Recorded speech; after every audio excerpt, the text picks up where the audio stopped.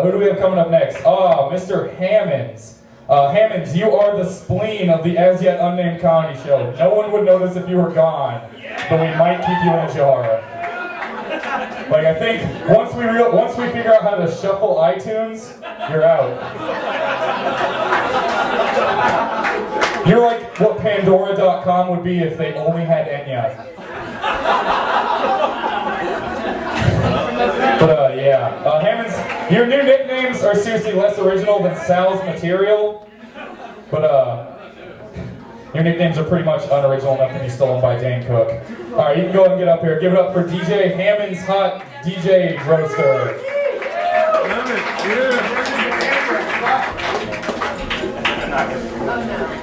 Oh man, thank you for that, Kyle.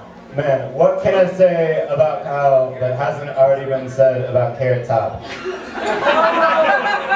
No, but seriously, I really like Kyle. I like going on. I like seeing him every Tuesday, and I like knowing the fact that on Wednesday night I can see his rerun when it's on Comedy Central at 9:30, and it's called Important Things with Dimitri Martin.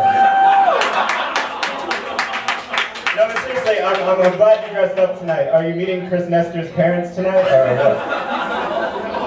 Yeah, we're gonna be here. Man, thank God I'm going after Shar. He really brought the house down. No, seriously, your roast of Virginia was hilarious. And Dan, wow, okay, this is all about Dan. What can I say about Dan that hasn't already been said about an overgrown orangutan? They're both hairy, slothful, and on occasion throw their own shit around. But no, seriously, making fun of Dan is almost too easy. I mean, it's almost mean. It's like making fun of the retarded kid in class. But, I mean, because you have so much material to work with, you know? I mean, everybody's probably going to do the same things. Stuff like, you know, like, you could go after his looks. Like, Dan looks like Jim Morrison after he's been dead for 5 days. Or go after his jobs, like that Dan has had about as many jobs as Paris Hilton. Or you could go after that beard, which, man, that's just about as bad. It's slightly creepy and more off-putting than Joaquin Phoenix's. Or that bum outside. But those are all way too easy. And really everybody's probably going to cover the same territory anyway. What I'd like to do is, I knew Dan in high school. So I'd like to just enlighten you guys a little bit on what Dan was like in high school. And basically, if a book was written about Dan's high school career, it would be known as The Audacity of Nope. Which is funny because if you look at him, you would think, man, that guy does not know the audacity of soap. But he definitely is well aware of the audacity of dope. But I was going to tell 3 stories about Dan in high school. This first one actually isn't very funny. I just think it's fucking crazy.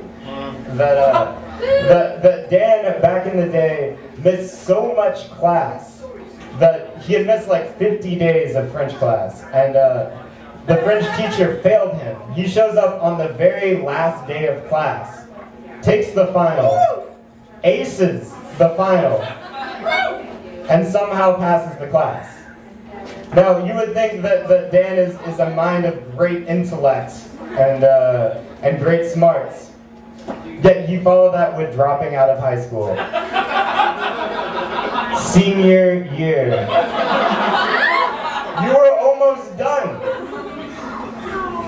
But the story about Dan that stands out most in my mind, and it might not be that funny, but whatever, it's a story, is the time that me, Dan, and another friend of ours drove to St. Louis at 2 o'clock in the morning to go piss on the arch.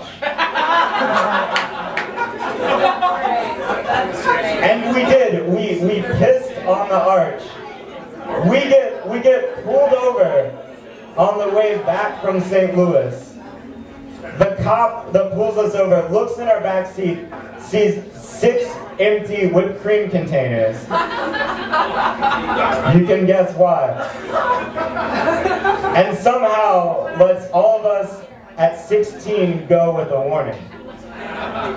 This is sort of the luck of Dan. But he's since gone on to do great things with his life. He's put together this comedy show, which is about as well planned as the Iraqi reconstruction, and about as well attended as a women's basketball game. But I'll never forget the time that him and Sal were both talking to me about the show, which watching Sal and Dan talk is like watching a recreation of the movie 10,000 BC, except less witty. They might as well have been talking to me about fire or rocks. And I've put about as much effort into my DJing since. But Dan, I love you. It's great. Thank you. And fuck you, Tyler. Let's keep it going for Hammons. DJ Hammons. I haven't seen his mouth that open since he went to the back and somehow convinced Dan to let him DJ.